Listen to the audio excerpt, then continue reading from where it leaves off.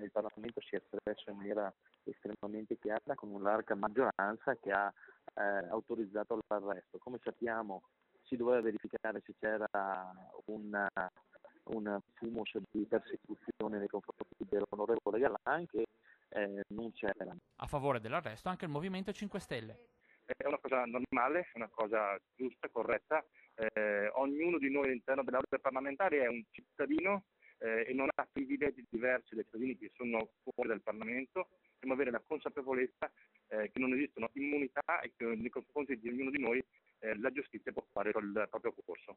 Lo stesso ex capogruppo pentastellato aveva commentato in diretta su Facebook l'esito del voto, sottolineando con soddisfazione il voto favorevole del Partito Democratico, un voto che riapre possibilità di dialogo. Un tavolo già intrapreso con il ministro Orlando, a cui io chiedo anche adesso da questa televisione la possibilità in breve tempo di fare un incontro e di riuscire a mettere in campo una legge contro la corruzione. L'ex parlamentare e collega di partito Maurizio Paniz commenta invece da avvocato il provvedimento. Il voto della Camera era assolutamente atteso perché i numeri erano quelli senza ombra di dubbio. Non sono sicuro che in questo momento ci fosse davvero la necessità di una misura cautelare di questa portata. Ci sono in Italia moltissimi casi nei quali le iniziali prospettazioni negative vengono poi stravolte dall'accertamento dei fatti in sede processuale, per cui io ragiono sempre in termini di molta prudenza.